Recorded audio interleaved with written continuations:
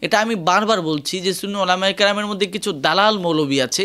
দালাল মৌলবীদের কারণে সুন্নিরা পিছিয়ে যাচ্ছে। এবং আরেকটা বিষয় হচ্ছে গিয়ে সুন্নি ওলামায়ে কেরামের মধ্যে যারা মুরব্বী আছে তারা যুগ উপযোগী সিদ্ধান্ত নিতে সবসময় ব্যর্থ হচ্ছে, যার কারণে এই দলটা পিছিয়ে যাচ্ছে। আসসালামু আলাইকুম। ডক্টর ইউনূস সাহেবের সভায় সকল ধর্মীয় গুরু এবং বাংলাদেশের আলেম ওলামারা সেখানে উপস্থিত হয়েছিলেন। এবং আমার সবচেয়ে যে বিষয়টা ভালো লেগেছে, সুন্নি ওলামায়ে কেরামের একটা অভিযোগ ছিল যে আমাদেরকে কেন সংলাপের মধ্যে ডাকা হচ্ছে না, বিভিন্ন রকমের বিষয়ে সুন্নিদেরকে কেন অ্যাভয়েড করা হচ্ছে। কিন্তু এবার আমরা যেটা দেখলাম যে সেই সবার মধ্যে সুন্নি ওলামায়ে কেরামদেরকে ডেকেছেন এবং তাদের মধ্যে 3 জন গুরুত্বপূর্ণ প্রতিনিধি গিয়েছেন। দেখেন, আমি আগে পরে সুন্নি ওলামায়ে কেরামের অনেক যৌক্তিক সমালোচনা করেছি এই কারণে যে সুন্নি ওলামায়ে কেরাম যুগ অনুযায়ী অনেক পিছিয়ে আছে। তাদের মানে যেই আকিদা এবং ফিলোসফির বাহিরে তারা খুব কম চিন্তা ভাবনা করে। এই জায়গাটা নিয়ে আমি বারবার সমালোচনা করেছি। এবং আমি এখন বর্তমানে যেটা দেখতেছি যে সুন্নি ওলামায়ে কেরাম এই জায়গাটা থেকে দিনে দিনে বের হয়ে আসছে।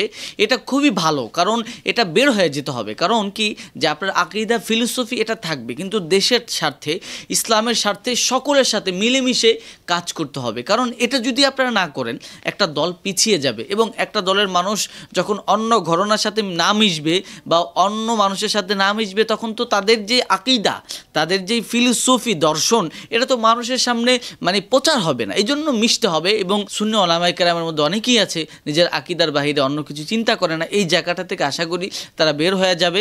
এবং আমি যেটা দেখতে পাচ্ছি বর্তমানে যে সুন্নি ওলামায়ে কেরাম প্রচুর সোচ্চার হচ্ছে, মানে দেশ বিরোধী ষড়যন্ত্রের ক্ষেত্রে আমি দেখলাম যে তাদের অনেকগুলো কর্মসূচি দেখলাম, তারা মাঠে অনলাইনে আন্দোলন করছে, তারাও সংগ্রাম করছে। এবং 24-এর যে স্বাধীনতা ছাত্রদের, সেই স্বাধীনতার সাথে সুন্নি ওলামায়ে কেরামের সকলের সংশ্লিষ্টতা না থাকলেও সুন্নি ওলামায়ে কেরামের অনেকেরই এটার মধ্যে অংশীদারিত্ব ছিল। যেমন করে আমি বলেছিলাম হাসান আল আজহারি, মোস্তফা রহিম আল আজহারি বা অনেক সুন্নি ওলামায়ে কেরাম এটার সাথে যুক্ত ছিলেন। তো সেই অনুযায়ী তারা সবসময় দেশের জন্য কাজ করে যাচ্ছেন। এবং সুন্নি ওলামায়ে কেরামের আমি যে যৌক্তিক সমালোচনাগুলো করেছি, সুন্নি ওলামায়ে কেরাম পিছিয়ে আছে যেই কারণে, এটা আমি বারবার বলছি যে সুন্নি ওলামায়ে কেরামের মধ্যে কিছু দালাল মৌলবী আছে।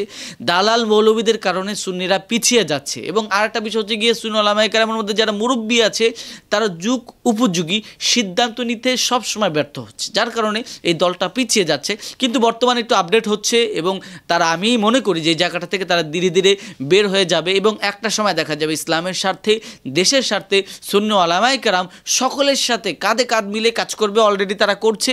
আমার এই জিনিসটা ভালো লাগছে।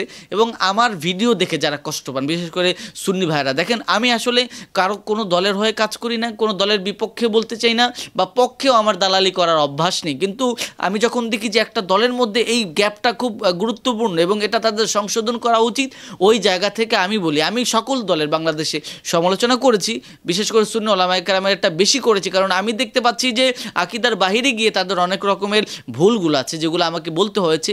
আশা করি সেই জায়গাটা থেকে তারা বের হয়ে যাচ্ছে এবং দিনে দিনে বের হয়ে যাবে। একটা সময় আসবে যে সুন্নি ওলামায়ে কেরাম দেশের মধ্যে সকলের সাথে অবস্থানে কাজ করবে।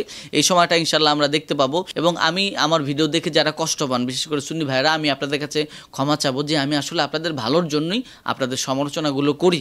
আমি আপনাদের বন্ধু, আমি আপনাদের প্রিয় মানুষ, আমি আপনাদের শত্রু নয়। আমি এতটুকুই বলতে চাই, আমরা সকলেই সকল রকমের ভেদাভেদ ভুলে গিয়ে দেশের স্বার্থে, ইসলামের স্বার্থে কাঁধে কাঁধ মিলিয়ে এগিয়ে যাব ইনশাআল্লাহ।